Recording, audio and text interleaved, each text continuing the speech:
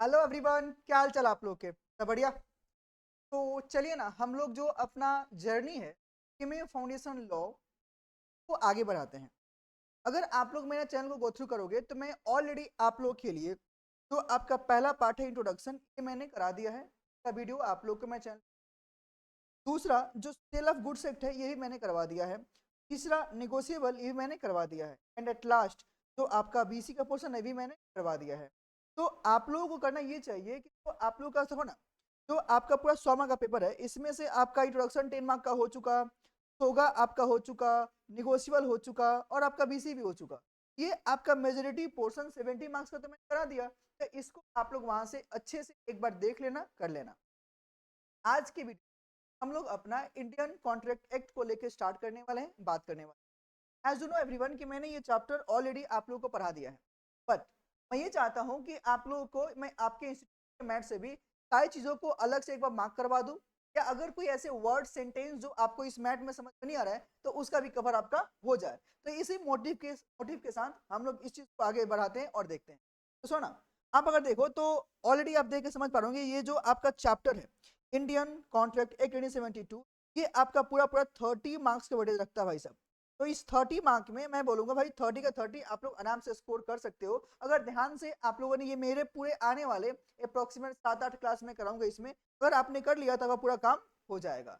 Right, चलिए ना, without wasting our time let's get started today's class with the Indian contract act 1872, है ना। चलिए, तो हम लोग अपना आज का जो नॉर्मली कार्यक्रम है उसको लेकर शुरू करते हैं। देखिए ना, अगर आपको याद हो तो मैंने जब स्टार्ट कराया था तो मैं कुछ बातें बोला था, मैं उसको थोड़ा फिर से आप लोगों के लिए बोल दे रहा हूँ। इंडियन कॉन्ट्रैक्ट एक्ट के लिए सबसे इंपॉर्टेंट दो ठो डेट है जो आपको ध्यान रखना है। एक डेट आता है आपका डेट ऑफ इनएक्टमेंट, बोलो क्या है, डेट ऑफ इनएक्टमेंट। और दूसरा एक और डेट आएगा डेट ऑफ इनफोर्सिबिलिटी। ध्यान रखना, date of enactment and date of enforceability. जब मैं इनएक्टमेंट को लेकर बात करता हूं तो आपको याद होगा इंडियन कॉन्ट्रैक्ट एक्ट का जो इनेक्टमेंट डेट है बोलो क्या है, वह 25 अप्रैल 1872। याद आएगा क्या, 25 अप्रैल 1872। दूसरा इसका जो डेट ऑफ इनफॉर्सिबिलिटी है बोलो क्या है, 1 सितंबर 1872।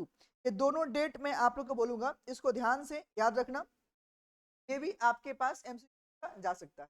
एक बात मैं आपको और बता दूं भाई साहब, ये जो आपका डेट ऑफ इनेक्टमेंट है, ये जो इनेक्टमेंट डेट है, व्हाट इज इनेक्टमेंट मतलब, सर ये वो दिन है जिस दिन ये आपका एक्ट प्रॉपर्ली पास हुआ था। क्या बोलेंगे, ये वो दिन है जिस दिन ये हमारा एक्ट पास हुआ था पार्लियामेंट से।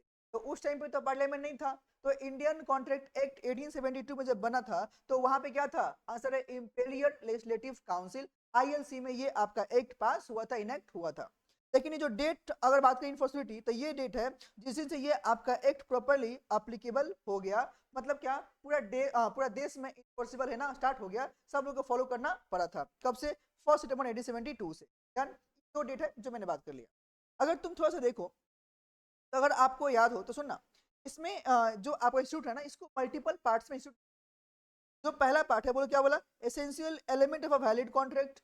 राइट, जब कोई कॉन्ट्रैक्ट बनाते हो तो कॉन्ट्रैक्ट बनाने के टाइम पे क्या क्या एसेंशियल एलिमेंट है जो आपको फुलफिल करना पड़ेगा to make any agreement as a valid contract, answer है हाँ जी, उसको लेके बात करेंगे। दूसरा, कॉन्ट्रैक्ट के टाइप्स कितने हैं, ऑफर क्या होते हैं, एक्सेप्टेंस क्या होते हैं, ऑफर के रूल्स क्या है, एक्सेप्टेंस के रूल्स क्या है, इसको हम लोग पहले पार्ट में कवर करने वाले। राइट, तो सुनिए ना, हम थोड़ा सा यहाँ पे बात करना शुरू करते हैं। देखो, अगर तुम देखो तो पहला जो आपका डेफिनेशन है कॉन्ट्रैक्ट का, बोलो कौन सा, कॉन्ट्रैक्ट का, इसको डिफाइन बोलो कहाँ पे किया गया है भाई साहब, सेक्शन 2 क्लॉज एच, बोलो कहाँ पे, 2 क्लॉज एच। क्या बोला गया है, इस इसमें बोला गया है an agreement enforceable by law is a contract. क्या बोला, an agreement enforceable by law is a contract. मतलब भाई साहब वही अग्रीमेंट आपका कॉन्ट्रैक्ट बनेगा जो आपका in the court of law enforceable होगा। मतलब सारे अग्रीमेंट कॉन्ट्रैक्ट नहीं बनते, लेकिन सारे कॉन्ट्रैक्ट पक्का अग्रीमेंट रहेंगे, इस बात को ध्यान रखना। राइट, तो क्या बोला, वही अग्रीमेंट जो आपका इनफोर्सिबल है कहाँ पे, इन द कोर्ट ऑफ लॉ, वो हमारा कॉन्ट्रैक्ट बनेगा। तो अगर मैं बात करूं तो भैया अग्रीमेंट क्या होता है, अग्रीमेंट को जो डिफाइन किया गया है उसमें बोला गया है every promise and every set of promise, क्या बोला गया है, every promise and every set of promises forming क्या, consideration for each other is a what, agreement. हाँ कि ना, तो मतलब बोलना चाह रहा है कि कोई भी जो आप नॉर्मली प्रॉमिस करते हो या set of promises, what is set of promises? अरे जोड़ा प्रॉमिस, मतलब क्या, अगर मैंने आपको एक प्रॉमिस किया तो बदले में आपने भी मुझे नॉर्मली प्रॉमिस किया है ना, आंसर है हाँ जी। तो सेट ऑफ प्रोमिसेस के लिए फॉर कंसीडरेशन, मतलब क्या, कुछ लेन देन, एक्सचेंज ऑफ समथिंग, बोलो हाँ कि ना। तो कंसीडरेशन नॉर्मली क्या बोलते हैं, give and take relationship between the parties. अगर ये दोनों पार्टी के बीच में कुछ लेन देन हो रहा है, ये बोलो क्या है, अग्रीमेंट है, हाँ कि ना। अगर ये अग्रीमेंट प्रॉपर्ली कोर्ट में इन्फोर्सेबल है तो हमारा कॉन्ट्रैक्ट भी बन जाएगा। इसके लिए मैंने आपके पास में एक बात बोला था, बोलो कौन सा बात भाई साहब, मैंने बोला था कि ये जो आपका अग्रीमेंट है ना, अरे हाँ जी, इस कारण से आप अग्रीमेंट को आप अपने दो पार्ट में ब्रेक कर लो। बोलो कौन सा, एक था आपका कमर्शियल अग्रीमेंट, ध्यान रखना, बोलो कौन सा, कमर्शियल अग्रीमेंट, राइट। और दूसरा मैंने बताया था आपके लिए non commercial agreement, commercial agreement and non commercial agreement. सुनो, बोलना चाह रहा हूँ कि कमर्शियल अग्रीमेंट है ना, ये हमेशा इन the court of law enforceable है, लेकिन जो नॉन कमर्शियल अग्रीमेंट है ना, ये आपका in the court of law enforceable नहीं होता है। जैसे एग्जांपल दे दो, social agreement, domestic agreement, moral agreement, religious agreement, type के जो अग्रीमेंट है ये कभी इन the court of law enforceable नहीं होते हैं, इस बात का ध्यान रखना। भैया ये सोशल अग्रीमेंट क्या होता है, तो सुना, सोशल अग्रीमेंट का मतलब मैंने बताया था कि सुना, ऐसे अगर मान लो कोई दोस्त आपको बोलता है भाई हम तुमको कल पार्टी देंगे, तो पक्का पक्का प्रॉमिस किया कि भाई तुमको हम कल ना पार्टी देंगे, कल तुमको पार्टी देने से मना कर दिया, क्या तुम उस पर स्यू करेगा कि नहीं नहीं तुम तो प्रॉमिस किया था, प्रॉपर बात हुआ था, तुमको देना पड़ेगा, ऐसा है क्या? नहीं बाबा, एकदम भी नहीं करना है। क्यों? अरे इस टाइप का जो अग्रीमेंट है ना, बोलो क्या है, सोशल अग्रीमेंट है भाई, मेरी बात समझ रहे हो क्या? जिससे मान लो, चलो एक एग्जाम्पल लेता हूँ, सपोज करो मान लो आपके पिताजी ने आपको बोला कि सुनना बेटा, अगर तुम सीएमए फाउंडेशन इस बार वन शॉट में अच्छे से निकाल लिया ना, तो हम तुमको ना सीएमए इंटर जाने से पहले तुमको एक मोबाइल फोन गिफ्ट करेंगे। उन्होंने तुमको तुमको प्रॉमिस किया, बोला हाँ कि ना, यहाँ भी प्रॉमिस किया, राइट। तो सोचो उन्होंने प्रॉमिस किया, क्या बोला कि जब तुम पास होगा तो तुमको मोबाइल फोन दिलाएंगे। पास हो गया, बोला पापा को, पापा मोबाइल फोन दिलाइए। पापा ने बोला वो तो बस तुम्हारे पढ़ने के लिए बोल दिए थे, हमको देने का मन थोड़ी ना था, क्या तुम उन पर सीव करेगा? नहीं नहीं, आप तो प्रॉमिस किए थे, आपको देना पड़ेगा। नहीं बाबा, तुम नहीं कर सकते हो। क्यों? भाई साहब डोमेस्टिक अग्रीमेंट है, और उतना ही नहीं, टेंशन नहीं था ना, बात समझ रहे हो क्या? तो इन सब केसेस में आपके जो भी अग्रीमेंट है कॉन्ट्रैक्ट नहीं, लेकिन जो कमर्शियल अग्रीमेंट है ये आपका हमेशा कॉन्ट्रैक्ट बने, राइट। तो जो मेरा मेन मोटिव था बेसिक, क्या आपको आइडिया मिला? आपको आई होप मेरा बात आप लोग समझ पाए होंगे, हाँ कि ना। तो सुनो, अगर हम लोग यहाँ पे लेके बात करें तो कुछ बातें हैं इसमें जो मुझे आपको लेके बात करनी है। वे क्या है? तो पहला पॉइंट देखो, बोला है the world of commerce is based on क्या, reciprocal act. What is reciprocal act? अरे भाई साहब, रेसिप्रोकेट करना। अगर मैंने आपके लिए कुछ किया है ना, तो बदले में आपने भी मेरे लिए कुछ ना कुछ किया है। ऐसा है क्या सिर्फ मैं आपके लिए करूं और आप मेरे लिए कुछ ना करो, चलेगा क्या? नहीं चलेगा भाई साहब। यहाँ पे हर कोई कुछ ना कुछ कंसिडरेशन बदले में रिटर्न मांगता ही मांगता है। अगर फ्री की चीजें यहाँ पे नहीं, वही चीज बोलना चाह रहे क्या कि भाई साहब जो कॉमर्स वर्ल्ड में ये जो बेसिस है, बोलो कौन सा, रेसिप्रोकल एक्ट का, और क्या, कंसीडरेशन का। भाई साहब अगर मैंने कुछ दिया है तो बदले में आपने मुझे कुछ ना कुछ दिया है। अगर अगर मैं आपको बोलूं तो सुनना, ये जो वर्ड है ना कंसीडरेशन, आंसर हाँ जी, ये कंसीडरेशन वर्ड, एक मिनट, वो जो ये जो है ना, ये आपका डराइव हुआ है, बोलो कहां से, आंसर लैटिन वर्ड से। बोलो कौन सा, लैटिन वर्ड से। ये वर्ड क्या है? उस वर्ड को बोलते हैं क्विड प्रो क्यूओ। बोलो क्या बोलेंगे? क्विड प्रो क्यूओ, जिसका मीनिंग बोलो क्या होता है, समथिंग इन रिटर्न। क्या होता है? Something in return. मतलब क्या, अगर मैंने कुछ दिया है तो आपने भी मुझे कुछ ना कुछ दिया है। तो इस चीज को लेके यहाँ पे बात करता है। along with these acts, the law governing these commercial activities revolves around क्या, राइट्स एंड लायबिलिटीज। सोचो ना, अगर तुम नॉर्मली देखो तो बोल रहा है कि कमर्शियल एक्टिविटीज के अंदर में आपके जो पार्टीज है ना, उसके साथ में दोनों के पास में कुछ राइट्स और लायबिलिटीज, ऑब्लिगेशन दोनों के पास में रहता है। तो भाई सब कॉन्ट्रैक्ट, ये जो है ना, ये जो बात समझ रहे हो कॉन्ट्रैक्ट, ये कॉन्ट्रैक्ट का मतलब ही क्या है एक तरह से, असल सौदा।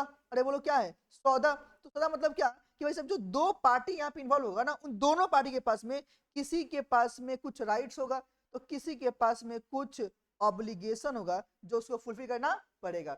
दोनों पार्टी के पास में है ना, हाँ राइट, दोनों को चीज फॉलो अपना फुलफिल करना पड़ेगा, राइट। फिर बोला द इंडियन कॉन्ट्रैक्ट 1872 प्रिस्क्राइब्स क्या, द लॉ रिलेटिंग टू कौन सा, कॉन्ट्रैक्ट। कॉन्ट्रैक्ट इन कहां पे, आंसर है इंडिया, इज द क्या, की एक्ट रेगुलेटिंग इनफोर्सिबल अग्रीमेंट। हाँ कि ना। तो यहाँ पे जो नॉर्मली बोलना चाह रहे हैं कि हमारे देश में कॉन्ट्रैक्ट के लिए जो भी इंपॉर्टेंट पॉइंट्स है, रेगुलेशन है, जो इनफोर्सेबल अग्रीमेंट्स हैं, वो कैसे गवर्न होंगे? आंसर है as per the Indian contract act 1972। ठीक है, ये बोला the act is based on the क्या principles of English common law and is क्या applicable to all the states of India. Right, तो आप थोड़ा सा इसको भी लेके ध्यान रखना है। यहाँ पे जो नॉर्मली बात बोला कि ये जो हमारा एक्ट है, ये जो हमारा एक्ट है, बताओ ना कहाँ कहाँ अप्लीकेबल है भैया? ये जो एक्ट है हमारा पूरा ऑल ओवर इंडिया में अप्लीकेबल है। राइट, और ये बोलो ना कि सुनो ना, ये जो एक्ट बना है कौन से एक्ट के बेसिस पे है? तो यहाँ बता दिया ना कि सुनो ना, this act is based on कौन सा? आंसर है इंग्लिश कॉमन लॉ के बेस पे ये देखने को मिलता है।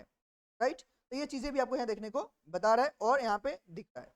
राइट, आगे देखो, ये बोला the basis of rights and liabilities is the क्या terms of transactions created voluntarily between the parties by क्या making legally enforceable agreements. Right, तो यहाँ पे जो बोलना चाह रहे हैं कि जो किसी भी पार्टीज के अंदर में तो राइट्स एंड लायबिलिटीज आएगा, क्रिएट होगा एज पर द कौन सा ट्रांजैक्शन टर्म्स होंगे उसके अकॉर्डिंग, कि भाई जो आपने ट्रांजेक्शन नॉर्मली किया है, राइट, ये जो करने वाले हो तो कौन क्या करने वाला है उसके अकॉर्डिंग उसके पास में राइट्स और लायबिलिटीज दोनों देखने को नॉर्मली मिलेगा।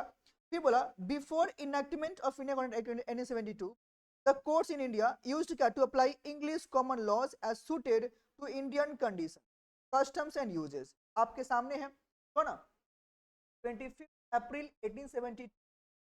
राइट, उससे पहले हमारे देश में इंग्लिश कॉमन लॉ को ही फॉलो किया जाता था। तो ना ये जो 25 अप्रैल को ही तो एक्ट आपका बन के रेडी हुआ, हाँ कि ना? तो वही बोला कि भाई उस इनेक्टमेंट से पहले हमारे देश के अंदर में जो इंग्लिश कॉमन लॉ है उसको अप्लाई किया गया है। राइट, फिर बोला कि इसमें जब यूज करते हो ना तो हमारे देश के जो कंडीशंस है, जो आपके कस्टम्स है, रीति रिवाज है, देखते हुए अप्लाई किया जाता है। राइट, आप लोग को मैंने पहले ही बताया है, जब आप लॉ को लेकर बात करते हो ना तो लॉ को बनाने के जो मेन सोर्स है हमारे देश में तो क्या है? Indian constitution. हाँ जी, हाँ, कस्टम्स, आपके केस लॉ, जो प्रेसिडेंट केस लॉ है जो पहले हो चुका है, बोलो हाँ कि ना? ये सारे बोलो क्या है भाई? सब सोर्स है ना। तो सोचो जो कस्टम्स है, जो रिवाज है, देखते हुए तक रिटर्न में आ गया तो मेरा लॉ बनता है ना। अरे हाँ जी, देयर आल्सो क्या sources of the law. Right, तो जब भी कोई लॉ बनता है तो सबको यूज भी किया जाता है। राइट, आगे देख लो, some difficulties were noticed in using English common law. Right, accordingly later the courts started deciding cases based on Hindu personal laws and Muslim personal laws. Right, तो देखो ना, जब हमारे देश में सिर्फ सुनना, जब ये इंग्लिश कॉमन लॉ हम लोग यूज करके अपना काम कर रहे थे तो सुनना क्या बोला, उसमें बहुत सारी डिफिकल्टीज आने लगे, हाँ कि ना? अब डिफिकल्टीज नोटिस हुआ तो उस डिफिकल्टीज को नहीं चाहिए, इस कारण से क्या किया हमारे कोर्ट्स ने, जो हमारा पर्सनल लॉ जो है ना उसको यूज करना स्टार्ट कर दिया गया। ये पर्सनल लॉ मतलब क्या? देखो ना, हमारे देश में जितने भी रिलीजन है, धर्म है, उन सबका अपना पर्सनल लॉ बोर्ड है। राइट, तो उनका जो पर्सनल लॉ है ना उसको फॉलो करना स्टार्ट कर दिया गया फॉर दैट पार्टिकुलर रिलीजन, हाँ कि ना? दैट इज व्हाट, देखो ना, अगर आप हिंदू हो तो आपके लिए क्या है? हिंदू पर्सनल लॉ है, हाँ कि ना? कोई मुस्लिम है तो क्या उसके लिए मुस्लिम पर्सनल लॉ बोर्ड है, हाँ कि ना? तो दोनों को वहां पे यूज करना स्टार्ट कर दिया गया एज पर क्या पर्सनल लॉज। ठीक है, बट द सेम ईयर क्या still not found fit to क्या एड्रेस द बिजनेस कॉम्प्लेक्सिटी।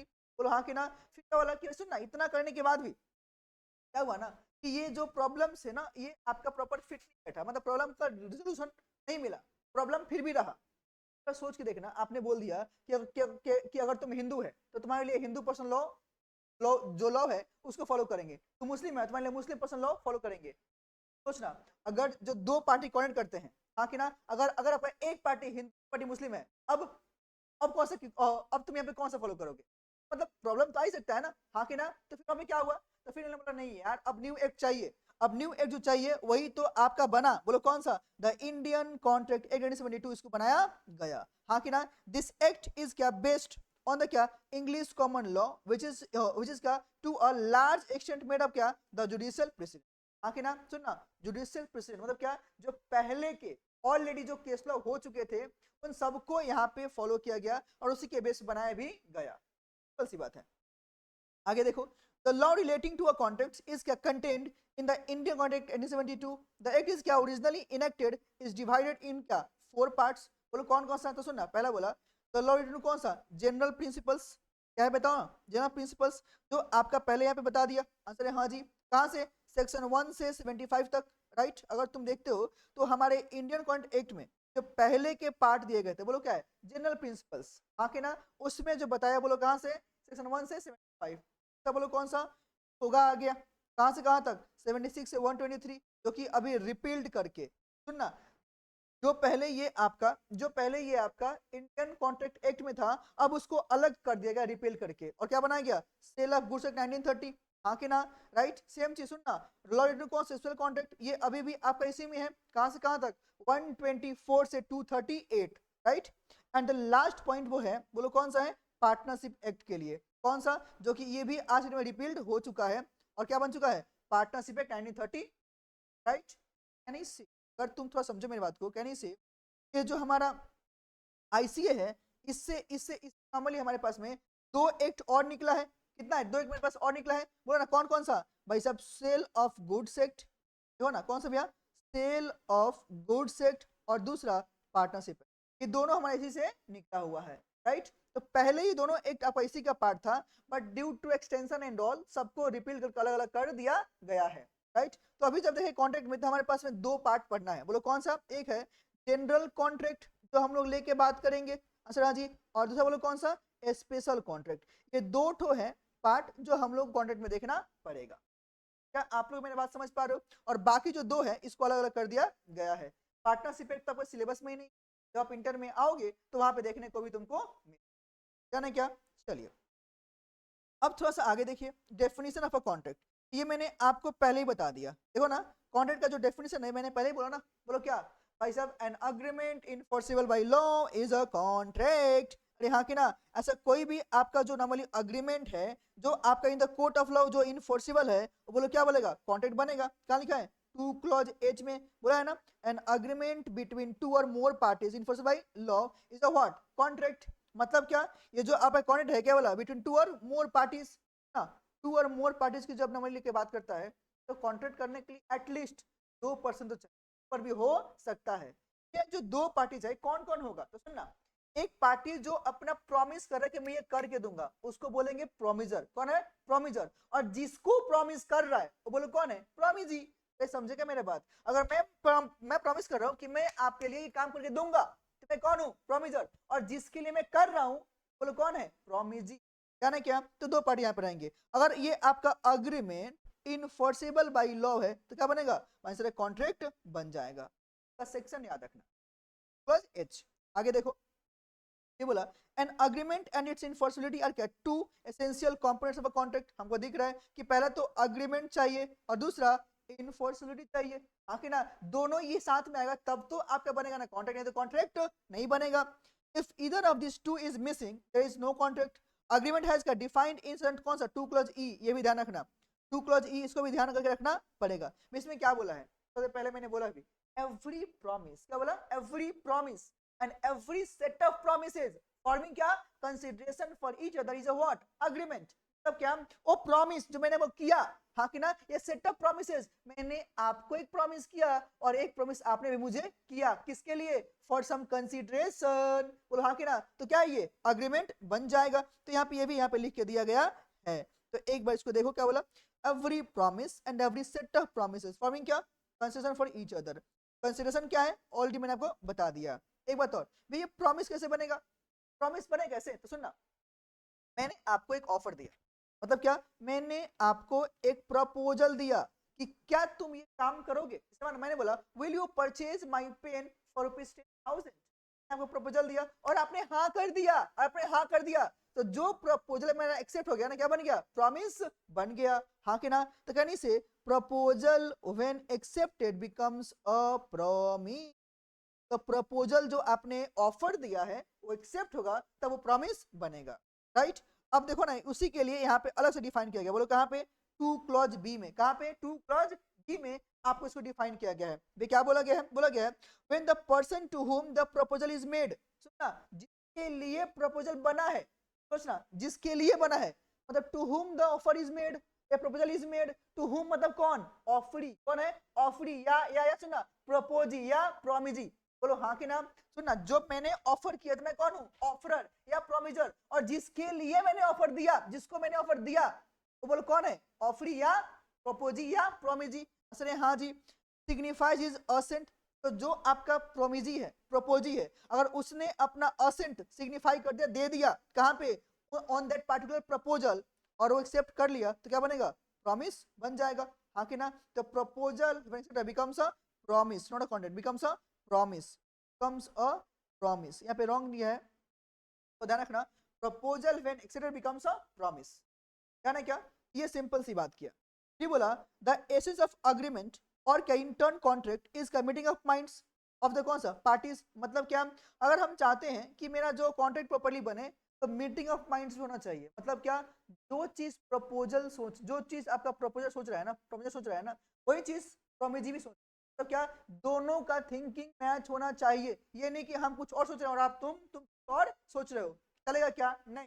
दोनों पार्टी सेम चीज को नॉर्मली सोचेगा तब काम होगा, नहीं तो काम नहीं होगा।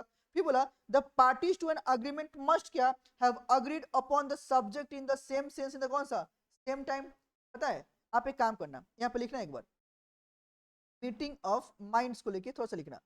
मीटिंग ऑफ माइंड्स जब मैं बात करूंगा ना, यहाँ पे आपके पास में जो वर्ड आएगा उसको बोलेंगे, पता है क्या, बोलो क्या, सेम थिंग। मतलब जो मैं सोच रहा हूँ, जिस चीज को लेके बात करता हूँ, उसको भी लेके तुम भी बात करो, same thing, the same sense, the same sense और at the same time, at the same time। यानी क्या, तो ये आप थोड़ा ध्यान रखना। मतलब क्या, meeting of minds, same thing, the same sense at the same point of time. दोनों पार्टी, प्रपोजर भी और प्रपोजी भी, मतलब प्रोमिजर भी और प्रोमिजी भी, दोनों पार्टी सेम चीज नॉर्मली सोच रहा है, हाँ कि ना। That is what meeting of minds, right.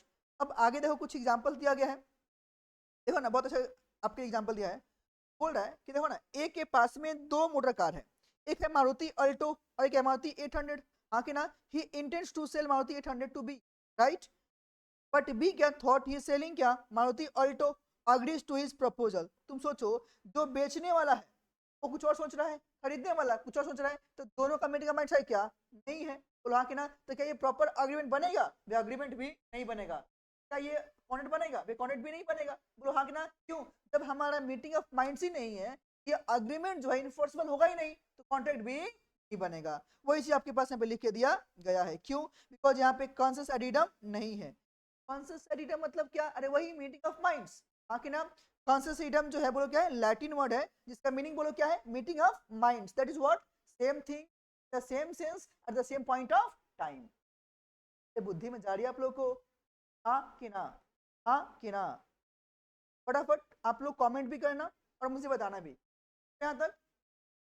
अब अगर तुम देखो तो यहाँ पे बोलना चाह रहे हैं, will all agreements give right to contract. क्या सारे अग्रीमेंट कॉन्ट्रैक्ट बनेंगे क्या, ना, बनेंगे नहीं भाई साहब, मैंने पहले ही बोला, सारे अग्रीमेंट कॉन्ट्रैक्ट नहीं बनेंगे। आपका कॉन्ट्रैक्ट वही अग्रीमेंट बनेगा, वही कॉन्ट्रैक्ट, वही अग्रीमेंट कॉन्ट्रैक्ट बनेगा जिसमें प्रॉपर्ली लीगल इनफोर्सिबिलिटी हो। मतलब जब पार्टी कॉन्ट्रैक्ट कर रहा है तो वो अपना फ्री माइंड से कर रहा है, फ्री कंसेंट से कर रहे हैं, प्रॉपर्ली वो कॉम्पिटेंट है। ये सब होने के बाद अगर पूरा फुलफिल हो रहा है तब जाके अग्रीमेंट कॉन्ट्रैक्ट बनेगा, नहीं तो कॉन्ट्रैक्ट नहीं बनेगा, हाँ कि ना। मैंने आपके लिए दो पार्ट मैंने किया ना, बोलो क्या, कि ये जो आपके अग्रीमेंट है ये दो पार्ट्स होते हैं, कौन सा, कमर्शियल, हाँ कि ना, जिस प्रॉपर्ली इंटेंशन है पार्टी का कि अगर आपने प्रॉमिस किया फुलफिल नहीं किया ना तो हम कोर्ट में जाएंगे, तभी तो कॉन्ट्रैक्ट बनेगा ना, आंसर है हाँ जी। लेकिन अगर नॉन कमर्शियल, यहाँ पे कुछ फर्क ही नहीं पड़ता है, राइट, ऐसे बस कर लिए, कॉन्ट्रैक्ट थोड़ी बनेगा, एकदम नहीं बनेगा, राइट। तो इसका तुमको ध्यान रखना पड़ेगा। तो ध्यान रखना कि सारे अग्रीमेंट कॉन्ट्रैक्ट नहीं बनते हैं, लेकिन हाँ सारे कॉन्ट्रैक्ट अग्रीमेंट पक्का होते हैं, राइट। एक बार देखो क्या बोला, बोल रहे हैं यहाँ पे बोल रहा है कि an agreement to become a contract must give क्या rise to a legal obligation, हाँ कि ना। Agreement can be social obligation, मतलब क्या, सोशल अग्रीमेंट और क्या legal obligation. An agreement giving क्या rise to a social obligation is not a contract, right. क्या बोला, कोई भी अग्रीमेंट जो आपका सोशल ऑब्लिगेशन को लेके आता है वो कॉन्ट्रैक्ट है क्या, नहीं। लेकिन सुनना, अगर आपका दैट इज वाई क्या, it is a set to the क्या term, agreement is a wide term and क्या इट इंक्लूड्स, तो यहाँ पे बात किया है, इट इंक्लूड्स बोथ क्या social and legal obligation, but only क्या those agreements which the parties intend to enforce legal आपका कल्मिनेट्स इनटू अ कॉन्ट्रैक्ट। अगर आपका लीगली आप इसको इन्फोर्स करना चाहते हो तभी बनेगा, नहीं तो नहीं बनेगा, आपको इसका ध्यान लेके चलना पड़ेगा। ठीक है बोला, an agreement is regarded as a क्या कॉन्ट्रैक्ट व्हेन इज क्या इन्फोर्स बाय, सिंपल। तो जो मेन लाइन है बोलो क्या है, और कोई भी अग्रीमेंट कॉन्ट्रैक्ट तब बनेगा जब ये बोलो क्या है लीगली इन्फोर्सेबल बाय लॉ है। नहीं है तो कॉन्ट्रैक्ट नहीं बनेगा। व्हाट इज इनफोर्सिबल, बार बार आ रहा है। इनफोर्सिबल मतलब ये, क्या ये अग्रीमेंट को लेके कोर्ट में जाओगे तो कोर्ट आपको हेल्प करेगा क्या? बोला हाँ जी कोर्ट हेल्प करेगा, तो कॉन्ट्रैक्ट है। कोर्ट हेल्प नहीं करेगा, कोर्ट इसको एक्सेप्ट नहीं करेगा, तो कॉन्ट्रैक्ट नहीं। सिंपल सी बात है। आगे जो बात किया, लीगल ऑब्लिगेशन arise क्या to make an agreement a contract, it means क्या that an agreement must give क्या rise to a legal obligations, there must be क्या an intention to create legal relationship between the parties, तो मैंने बात किया था already. In case of क्या agreement regulating business relations, it is assumed that the parties intend to create legal consequence। मतलब क्या, अगर आप कोई भी अग्रीमेंट नॉर्मली कर रहे हो जिसमें जिसमें जिसमें सुना जिसमें क्या बिजनेस रिलेशंस आ रहे हैं, ऑटोमेटिक अज्यूम है ना कि कॉन्ट्रैक्ट भी बनेगा। भाई साहब मैं थोड़ा सा फास्ट जा रहा हूँ, मैं फास्ट जाऊंगा अभी, क्यों? भाई साहब तुम लोग को मैंने तो इस क्लास देके प्रॉपर्ली पढ़ाया है, हर चीज से इतना सारा एग्जांपल लिया है, तो अब सबके लिए एग्जांपल तो नहीं लूंगा ना, आके ना बस इसको फटाफट रिकैप करने के लिए है। ध्यान से करो, आपका काम हो जाए। राइट, यहाँ तक कोई दिक्कत किसी को नहीं है ना? तो सुनो ना, आज का वीडियो थोड़ा छोटा रखता हूँ, आप इसको यहीं तक देख लो, फिर अगला जो इसका पार्ट है मैं कल अपलोड करूँ। ओके, चलिए मिलते हैं फिर next day. Take care and bye bye everyone.